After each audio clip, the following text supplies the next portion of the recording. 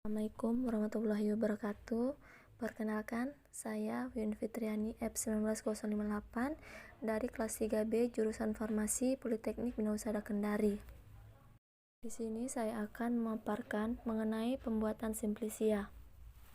Adapun cara yang pertama yaitu pengumpulan bahan baku. Bahan baku yang diambil dalam pembuatan simplisia seharusnya didapat dari satu wilayah yang sama dalam satu kali panen dengan kondisi tanah, air, dan udara yang sama, agar kandungan kimia yang terdapat dalam tanaman tersebut tidak berbeda-beda kadarnya. Waktu panen sangat diperhatikan dalam pengumpulan bahan baku ini. Adapun cara yang kedua yaitu sortasi basah. Pada proses sortasi basah ini, bahan baku tanaman yang akan dibuat simplisia dilakukan sortir atau sortasi langsung setelah proses pemanenan. Tujuan dilakukannya sortasi basah ini untuk memisahkan bahan organik asing yang terbawa saat proses pemanenan, seperti tanah, pasir, batu, dan lain-lain, yang dapat mengganggu proses selanjutnya. Walaupun namanya sortasi basah, tapi proses ini tidak menggunakan air untuk mengerjakannya.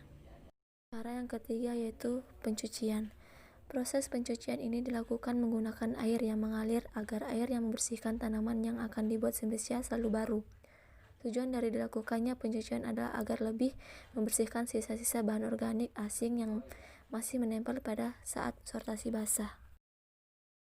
Yang keempat yaitu perajangan. Bagian tanaman yang bisa dilakukan proses perajangan ini misalnya seperti bagian korteks atau kulit kayu, semen atau biji, struktus atau buah, rizoma atau akar. Tujuan dilakukannya proses perajangan ini untuk memperluas permukaan bagian tanaman yang digunakan agar pada saat proses pengeringan dapat mengering secara merata dan dengan waktu yang cepat. Cara yang kelima yaitu pengeringan.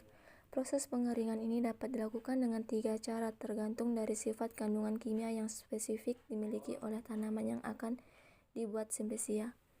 Pengeringan dapat dilakukan secara modern, yaitu menggunakan oven dengan suhu yang digunakan adalah 40-50 derajat Celcius.